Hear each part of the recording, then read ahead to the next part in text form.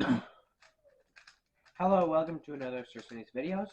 Today we are back with another video with an interesting title. If you clicked on this video, more than likely it's because you are interested or intrigued by the title. I'm just doing a bit of some experimenting with my titles. And thanks for the support on the last video. It has a third of my total views and like half of my watch hours just right on that one video. And today we are doing some like the truth about cubing. So what we're gonna go on about is misconceptions, like and actuality. Misconceptions being like if you know how to solve a Rubik's cube, you're very smart. And actuality is kind of like cubing being addictive. So we're gonna first go over the misconceptions. Misconceptions are you need to be very smart to be a cuber. No, you can literally be one of the most thick-skulled kids in your school, and you can still know how to cube. The only thing is that if you want to get very fast, you need time, and sometimes some people don't have that kind of stuff. So that's the only really big problem and kind of thing with that cubing. And second would be another misconception would be is cubing being hard. That's kind of like a subcategory of for the cubing being you need to be smart for cubing, but it's cubing being hard. It's kind of hard to explain. It's kind of hard, but it's kind of just like easy.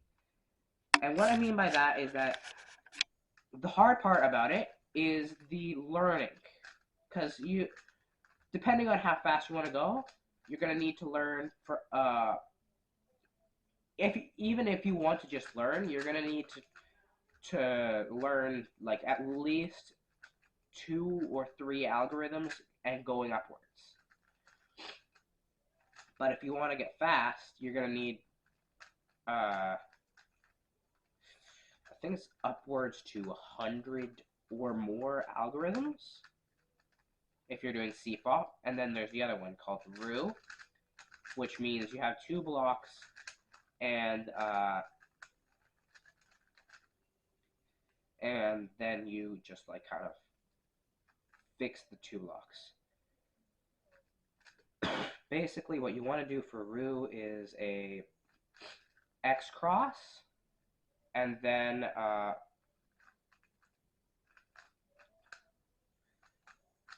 just insert them so that you have like these 2 blocks, and then you just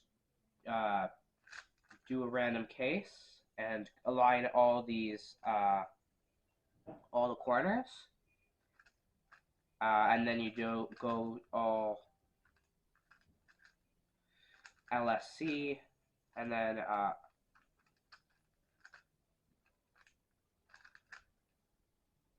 after that you which LSC is like just doing some fancy algorithms to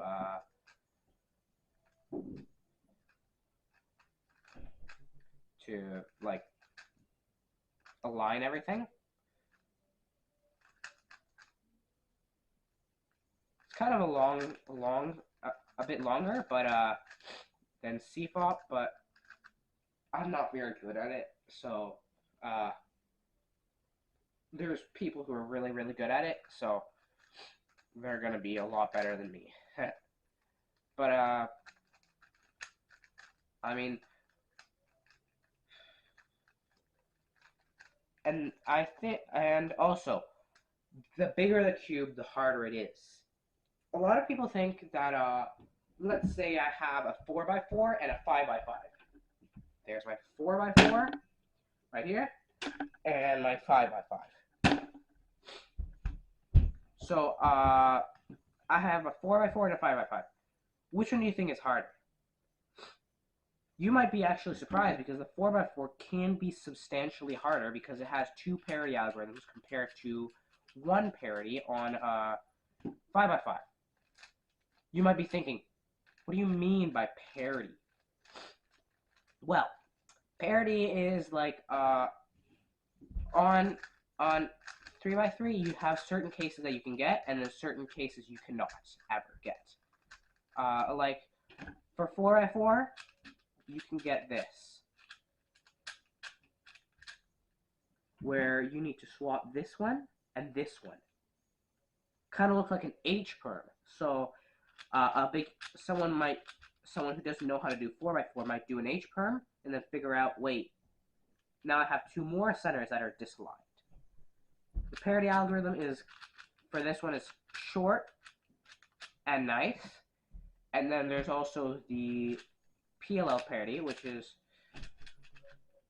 a bunch of R2s and U2s, and then you get this, which is impossible for a 3x3. The closest I can get to is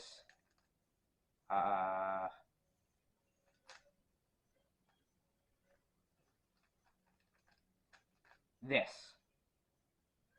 and that is not the one that I got on 4x4. But the thing that is that you can also get that parity on 5x5.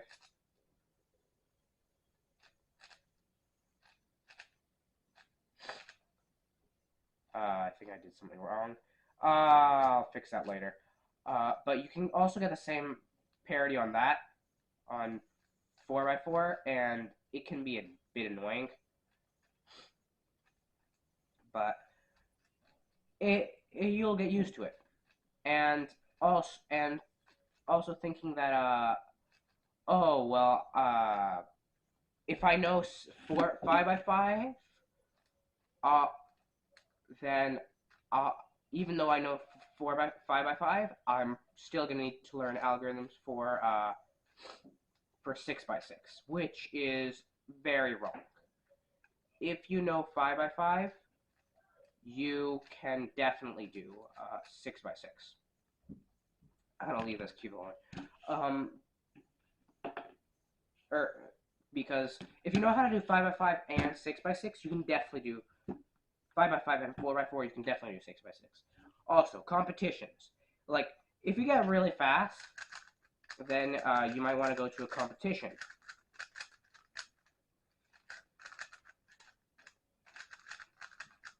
Right now, what I'm doing is a series of J-perms, which is an algorithm in this series called PLL.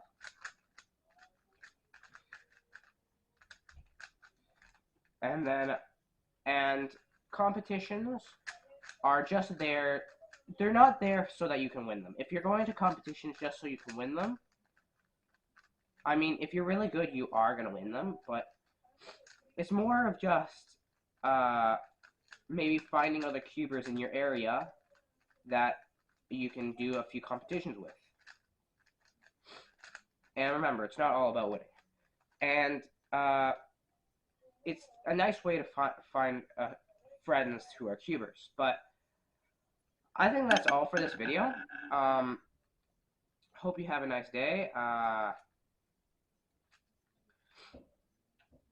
kind of scripted part of this, which turned out a lot better than I was expecting.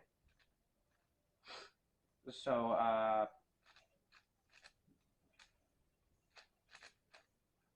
thanks for watching.